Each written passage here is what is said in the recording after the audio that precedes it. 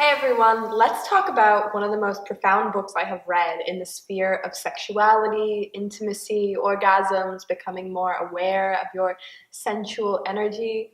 This book is literally a Bible. A Bible for growing, a Bible for exploring your sexuality, for also exploring your womanhood and your femininity. This book really encapsulates so much in a way that I have not experienced before. So what is this book I'm reviewing? It is Woman's Anatomy of Arousal by Sherry Winston. And it reads very clearly, just my first comment, that she knows what she's talking about. Some books, especially in the field of sexuality and when there's spirituality merging in, they can feel a little bit airy-fairy or a little bit ungrounded. This woman knows her facts, yet she presents them in such a balanced way where it doesn't feel too logical, but it doesn't feel too unrealistic. It has this really beautiful balance. Dr. Christine Northrup actually wrote the foreword to this book, and if you don't know who she is a crusader and a pioneer in the field of women's health, holistic health, sexual health, reproductive health, fertility. She is literally like the grandmother, the pioneer, the cornerstone for this whole industry. So the fact that she is on the cover of this book with a review speaks so greatly of the quality of this book and the content and how helpful it is. I want to read to you just so you can get a bit of an insight into this book and what she wants to offer. Sherry writes, "This book is dedicated to the bold and the brave who take the risk of questioning the status quo, to the pioneers and visionaries who see beyond the scrim, and to the adventurers who explore the edges, seek treasure, and bring back riches for our enlightenment." So then the book goes on to the table of contents, and she keeps it really simple, which I also really like. There are 3 sections. The first one is a bit more practical, the second one is a bit more expansive, and the third one is a balance of the 2. So again, this is what I really love about this book, because I find myself, when I am learning best, it's when I'm meeting both my practical needs, but also my spiritual needs.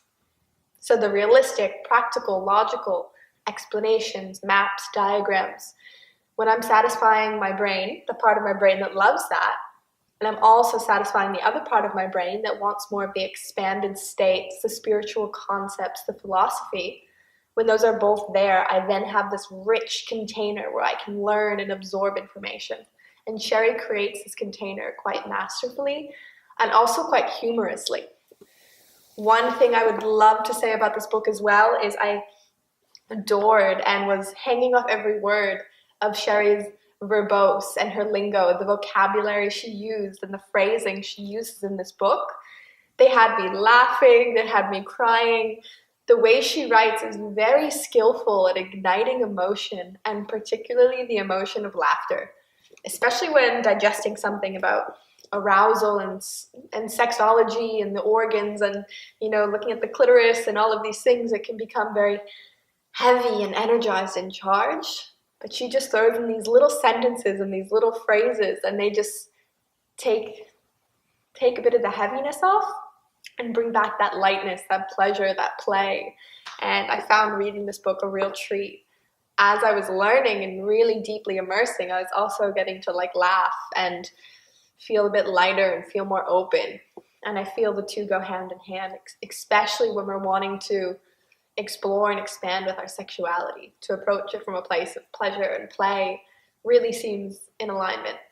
Another thing I love is the diagrams. So I mentioned there are great diagrams, pictures and maps within the book that make it really, really easy to learn some things that could be more complex.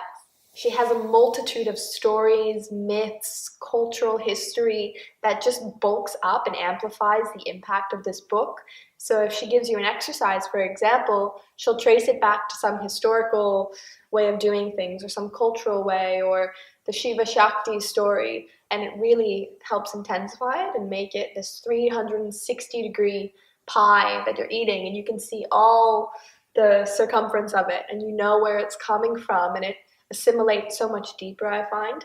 So she has a beautiful blend of mythology and story and culture in here, similar to The Woman Who Ran with Wolves, but nowhere near as much storytelling and mythology storytelling.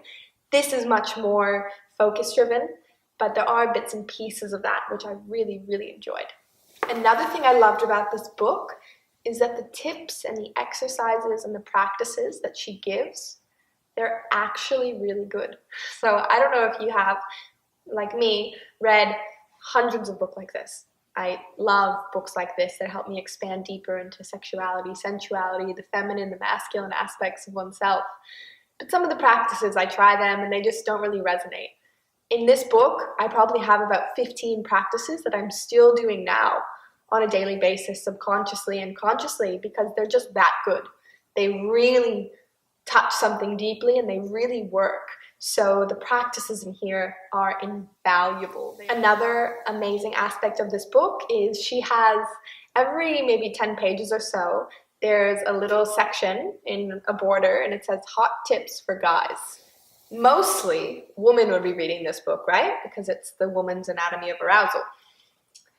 And if a man doesn't want to read the whole book, because it could be quite lengthy and hard to focus, she actually has pages dedicated and written just for men to learn how to better please their woman, to how to better get in touch with their woman's sensuality, to learn how to increase their own. So there are these little sections called hot tips for guys.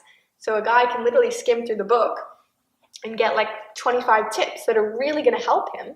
These are concise, practical, refined tips, which is really amazing for the more masculine way of learning, which is direct, focused, and structured, so that if you do have a partner or you have a lover in your life who you think may be interested, you could just let them look through some of those tips, and it helps them get a bulk of the information they would need while only reading like 5% of the book. Another reason why I love this book is because it's this beautiful blend of classy with a little bit of trashy.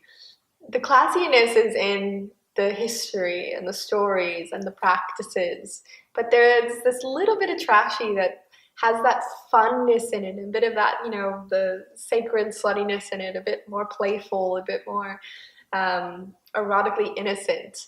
And I really love that about this book, because it's not this heavy thing of I'm gonna improve my sexuality and how am I gonna do it. It's like embrace a little bit of the play, the cheekiness, the naughtiness, a little bit of that healthy trashiness with all of that classy, beautiful, sacred inner work.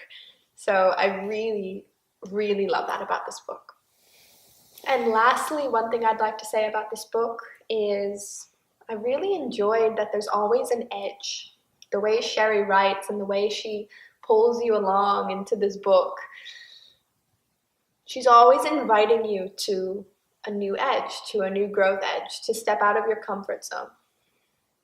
Whether it's through an exercise, a practice, asking yourself questions, reflecting on these questions deeply, seeing what may be there hidden beneath the surface.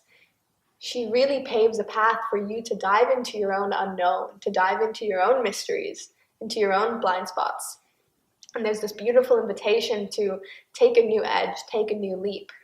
While at the same time, there's also this very well-known invitation to tiptoe backwards or tiptoe forwards, if you like. She creates this space of full permission.